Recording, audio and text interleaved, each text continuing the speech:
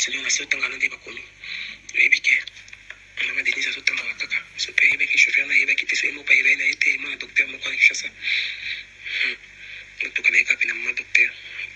so pe Denise mo peut beti masasi so patini na beti masasi yo mwana ke suspect na mi to na clinique ngali mama ni fa ya ubika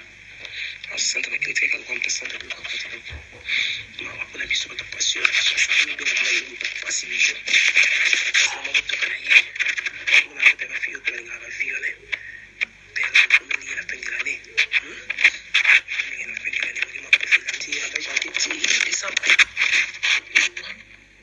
kitselio na sio tangana ndi bakomi ebike mama Denise azotanga kaka so pe yeba ki chauffeur na yeba ki te so emo pa yeba na ete mwana docteur moko na Kinshasa tuka na ekapi na mama docteur so pe Denise mo peut beti masasi so patini na beti masasi yo mwana ke suspect na mi to na clinique ngali mama ni fa ya ubika asante na clinique kwa mtu asante kwa kufanya mama kuna biso ta passion sasa ni bila bila yo pasi mijo mama kutoka na yeye kuna hata rafiki kwa ngara viole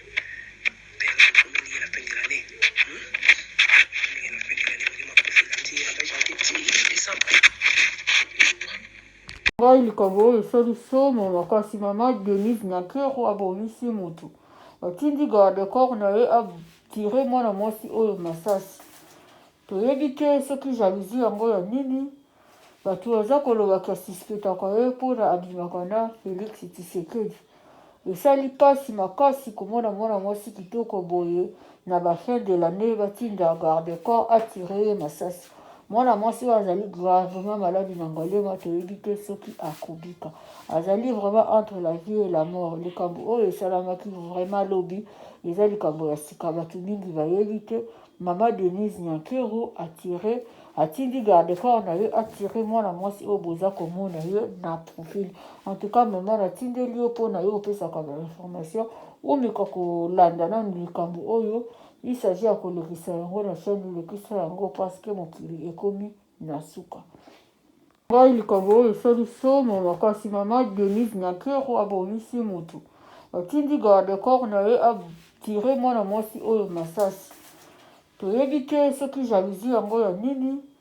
bato baza kolobaka suspectaka ye mpona abimaka na Félix Tshisekedi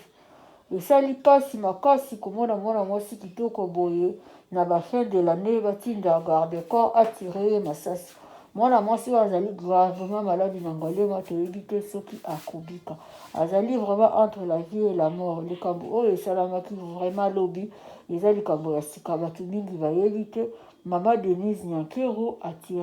atindi garde corps na ye atire mwana mwasi oyo boza komona ye na profil en tout cas mama natindeli yo mpona yo opesaka bainformation omeka kolanda nanu likambo oyo il s'agit ya kolekisa yango na chaîne lekisa yango parce que mokili ekomi na suka